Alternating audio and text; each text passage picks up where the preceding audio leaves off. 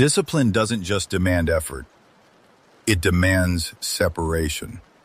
And that's the part nobody warns you about. Most people think discipline fails because it's hard. It doesn't. It fails because it makes you lonely.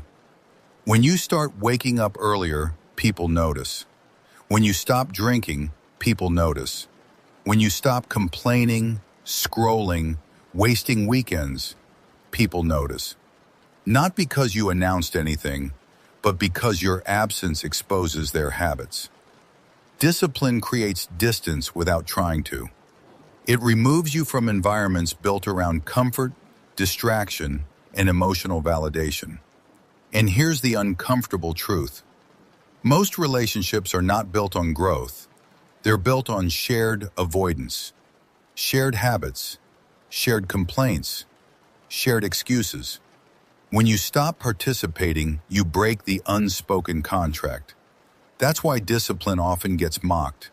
Not because it's extreme, but because it threatens group identity. When you improve, you silently ask a question no one wants to answer. Why aren't you? So people don't cheer. They minimize. You're doing too much. Relax. Life's not that serious. You're obsessed. Those phrases aren't advice. They're defense mechanisms. Discipline makes people uncomfortable because it removes the illusion that nothing could have been done differently. Growth forces comparison. Comparison forces accountability. Most people would rather lose potential than lose comfort, so they distance themselves from reminders. Discipline doesn't just change what you do, it changes how people treat you. At first they joke, then they question, then they ignore, then they disappear. And if you're not prepared for that phase, you'll quit just to feel included again. That's the real test. Not motivation, not effort. Isolation. Because humans are wired for belonging, and discipline temporarily removes you from the tribe. When your habits change faster than your environment, loneliness is inevitable. You stop relating to conversations about drama, gossip, and excuses. You stop finding comfort in complaining. You stop bonding over stagnation. And suddenly, silence replaces noise. Here's what most people misinterpret. Loneliness doesn't mean you're doing something wrong. It often means you're doing something rare. Growth is quiet. Discipline is repetitive.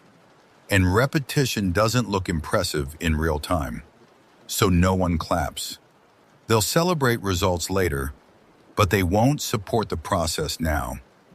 Most people only respect discipline once it produces visible success. Before that, it's labeled obsession.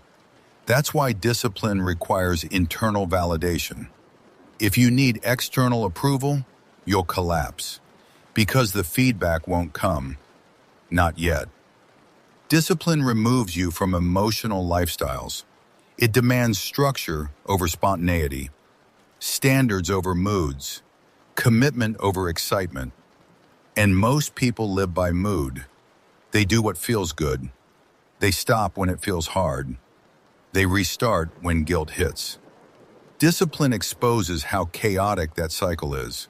So they push back. Not because you're wrong, but because your consistency highlights their inconsistency. And here's the deeper psychology. Discipline rewires identity.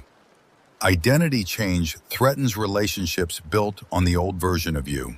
Some people don't miss you. They miss access to the version of you that made them comfortable. When you change, the dynamic breaks. You no longer validate procrastination.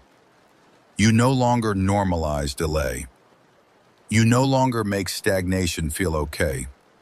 So distance forms. And this is where most people sabotage themselves.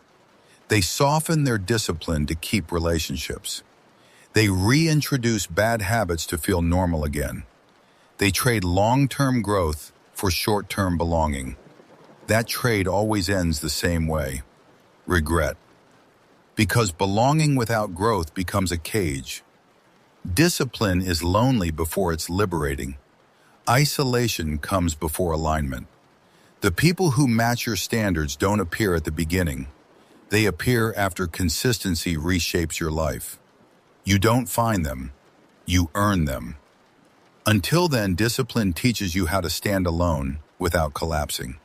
That's the real benefit no one talks about. Not money, not status, self-respect. Knowing you can keep promises to yourself even when no one is watching. Knowing you don't need applause to continue.